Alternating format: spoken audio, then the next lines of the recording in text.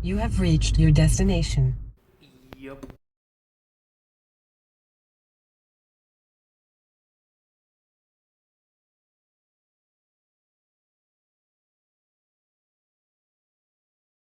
Okay, that's what I have left, at least for the stripping portion. My two front fenders, which I'm likely to cut probably 3/4 of the way back from the front, and this bad boy, which looks a little bit sketchy, but it's actually in really good condition. Um, so this, like I say, is likely to get zorched maybe right here. I haven't made that decision yet. Not yet. And then mating up the two fronts, the front and back portion, I already have a plan for.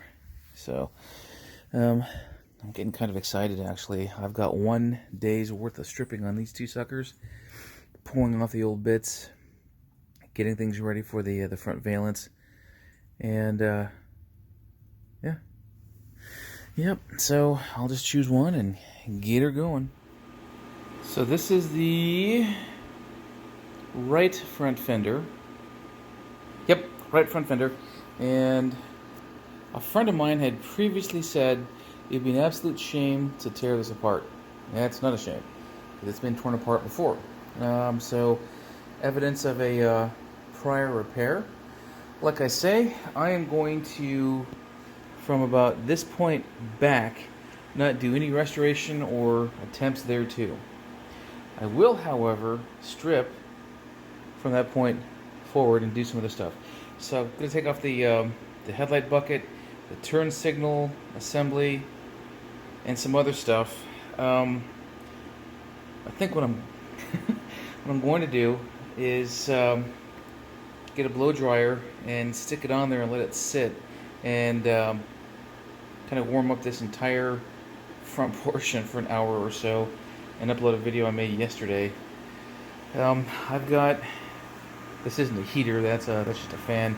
This one's blowing some dry air onto the other fender, the left front, and I'll let that dry out as I do some work. So this one actually is in really nice condition. You can see a lack of a repair period, the repair piece there at the bottom. That's very common to MG fenders, and so forth. So if you're about to have a conniption fit because I'm going to cut this down, then, you know, sorry, I'll buy you a lollipop. This one, I'll get the going in a minute or two. Yep, yep, this is how we do it at my house. And I forgot to mention in the other video, this is the latch hold down, the hold down latch, or whatever you want to call it, for the hood's bar.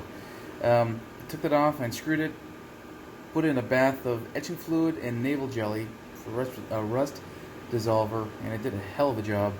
When I say I'm going to chemically convert rust, or I'm going to chemically treat rust, this is really what I'm talking about, this stuff here. It comes off, it wipes off, it neutralizes with vinegar, and there's a whole bunch of other stuff that neutralizes this stuff, and then you paint right over it. It leaves a zinc deposit, almost like it's a cold galvanizing. So you get this stuff from Eastwood, you get it from Summit, you get it from all kinds of places, but yeah, all this white stuff actually is the hydrogen coming off of the rust. Turned this over a couple of times today, mixed it up and got rid of the foam, and it just builds more. It doesn't actually eat the metal; it just eats the rust. So the steel that's left over is sometimes pitted or pockmarked from when, you know, from where the rust was, but it's never destroyed. So this is a great way to get rid of rust in small pieces. There's a couple of other means that I could show you if the opportunity allows. well, yeah. So there's the bucket, headlight bucket. It's not in terrible condition. I've got worse actually that I had thought about transforming and making better for my own MG, which is there. But this has seen some bondo, quite a bit of it. Whoops, quite a bit of it. And I'm prying some of this off. That's what, 1/4 of an inch or something. So when I strip this, I've got my work cut out for me. I shouldn't say that. I'm actually pretty good at this stuff. So, and I enjoy it, and I can hammer all this back into a shape that I can work with, plus get rid of the rust, plus get rid of the bondo, plus the blah blah blah blah blah blah blah. Right. So this Fender, as scary as it looks, is actually better than the one that I have on my MG now. And I spent a lot of time on that thing. Dogleg repairs, bottom repairs, all kinds of crap. So, goodness gracious. Yeah, I've also found something that's kind of interesting. Right here. Let's see.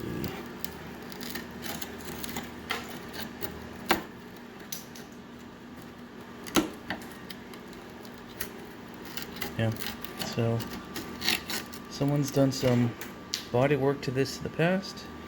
Not that all that matters, because honestly, I'll be cutting it from about here down. So all of that bondo, got some more bondo, even more bondo. All that is not going to matter. Nope. This will take off. Big deal. So if you are in the market for, and actually probably, very likely decent back half of a Fender, at least this repair, get in touch and I'll give it to you.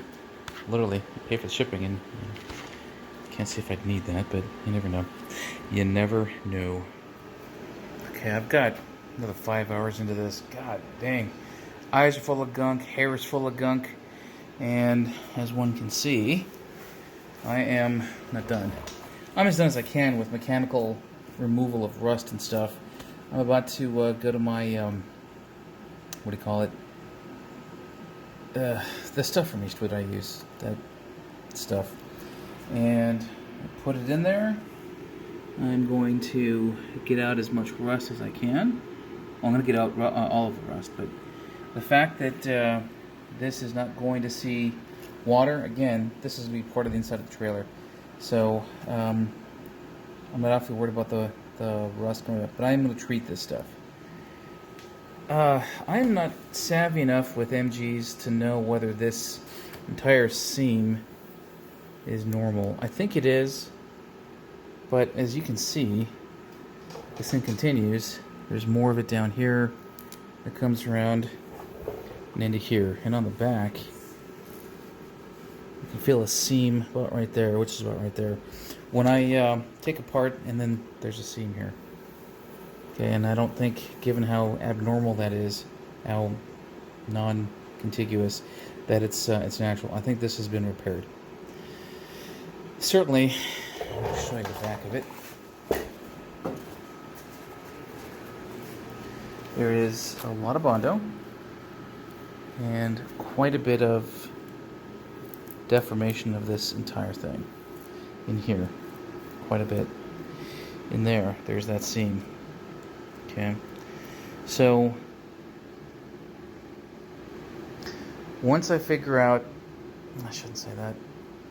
Yeah, once I figure out where I'm going to cut this thing, I'll take the fenders off and pound this to a much better definition, or much better how it used to be, or how it should be. You know, that thing there is a much nicer fender. Okay, but again, this is savable, especially for the fact that I'm going to be pulling it apart, so we're cutting it up into pieces. Some of this I removed with my my torch and pried it off. It's a good way of doing it. And so I may have to order more etching fluid. That's it. More etching fluid. So if I don't find any more, and I look throughout my cabinets, I can't find any. I'm more or less done with what I used for that that one piece. I'll have to order more and then do all the etching fluid and treatment of this stuff